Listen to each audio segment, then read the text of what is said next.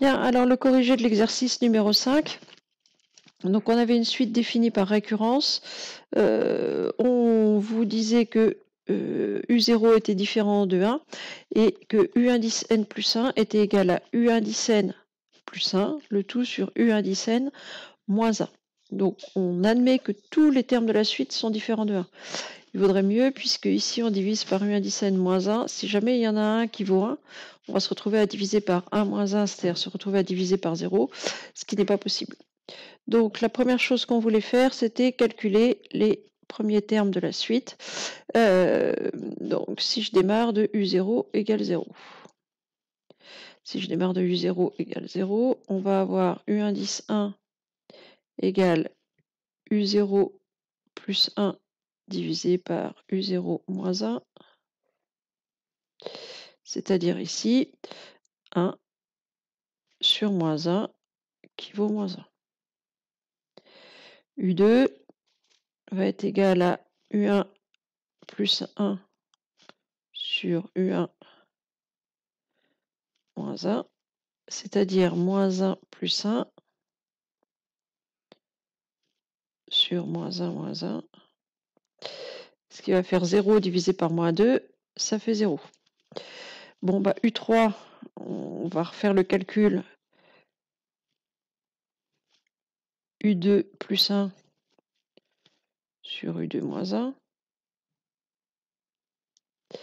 Et on va retrouver, on va refaire le même calcul que qu'on a fait ici pour U1, on va retrouver moins 1. U4, ben on va refaire le même calcul que pour U2, U4 va redonner 0. Bon, alors maintenant, même chose, si je pars non plus de 0, mais si je pars de 2.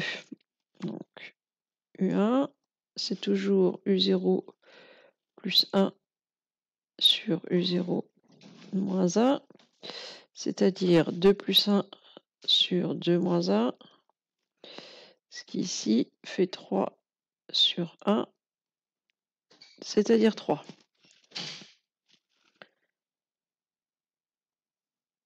Ensuite, U2 va faire U1 plus 1 sur U1 moins 1, 3 plus 1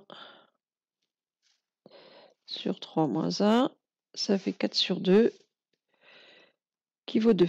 On retombe, ici on était parti de U0 égale 2, on retombe sur 2, donc je peux dire d'emblée que U3, eh ben, je vais refaire le même calcul que là-haut, on va faire 3, et que U4, on va avoir de nouveau 2. Donc ensuite, quelle conjecture peut-on faire? On a quand même l'impression que cette suite-là, c'est une suite qui est périodique, si on veut, c'est-à-dire on a un terme sur deux qui est identique. En fait, il y a que cette suite ne semble ne prendre que deux valeurs, c'est-à-dire qu'on a l'impression que U0, U2, U4, U6, c'est-à-dire tous les termes pairs ont la même valeur et tous les termes d'indice pair ont la même valeur et tous les termes d'indice impair ont une autre valeur. Donc il faut démontrer ça. Alors comment est-ce qu'on va démontrer ça? Eh bien, il faut démontrer que U indice, on va démontrer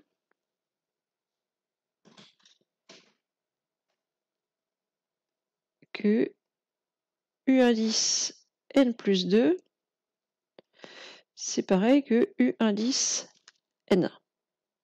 Si on arrive à démontrer ça, ce sera gagné. C'est-à-dire que on aura par exemple que U0, c'est pareil que U0 plus 2, c'est pareil que U2, qui lui-même sera pareil que U4, qui lui-même sera pareil que U6. Et puis U1, ce sera pareil que U3, qui sera lui-même pareil que U5, etc. Donc comment est-ce qu'on va démontrer ça? Eh bien, il nous faut... Oups. Donc on sait que U indice n plus 2, c'est celui qui vient derrière U indice n plus 1. Donc U indice n plus 2, si je me ramène à ma définition de la suite, c'est U indice n plus 1 plus 1 divisé par U indice N plus 1 moins 1. Et puis U indice N plus 1, alors on va s'occuper du numérateur et du dénominateur à part, ça va être plus simple. U indice N plus 1 plus 1. Je sais que c'est UN plus 1 sur UN moins 1. Donc ça, c'est U indice N plus 1. Et avec ça, je vais ajouter 1. Donc j'ai à ajouter une fraction avec un entier. Donc il faut commencer par tout mettre au même dénominateur. Donc le dénominateur choisi, je vais prendre UN moins 1. Et puis en haut, je vais avoir aussi UN moins 1. Donc mon 1, je l'écris comme étant UN moins 1 sur UN moins 1. Donc mon UN plus 1, mon UN indice N plus 1 plus 1, ça va être égal à UN plus 1, plus, on va retrouver ici UN moins 1, le tout sur UN moins 1. J'ai un plus 1 et un moins 1 qui vont s'annuler l'un avec l'autre. Il va donc me rester 2 UN en haut sur UN moins 1 en bas. Donc ça, c'est mon numérateur. Là, je viens de calculer cette partie-là. Maintenant, je vais m'occuper de mon dénominateur. Alors, le calcul va être le même, c'est-à-dire que la seule différence, c'est que ici, au lieu d'avoir un plus, j'ai un moins. Donc, le calcul, on va aller assez vite.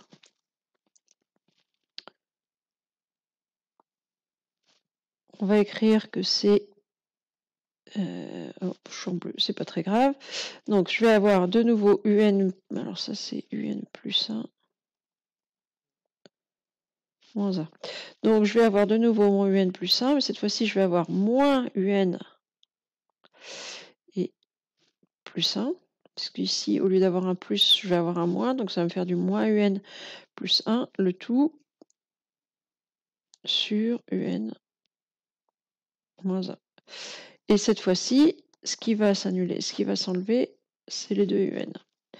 Donc, il va me rester 2, le tout divisé par UN moins 1. UN moins 1. Et quand je vais faire UN plus 1 divisé par UN moins 1, UN plus 1, oups, divisé par UN plus 1 moins 1, je vais avoir donc le numérateur 2UN sur UN moins 1. Et pour diviser par 2 sur UN moins 1, je vais multiplier par l'inverse, c'est-à-dire que je vais multiplier par UN moins 1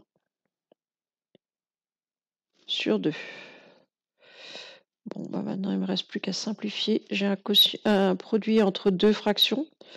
J'ai le même terme ici en haut et en bas. Donc, en haut, je multiplie par UN-1, je redivise par UN-1.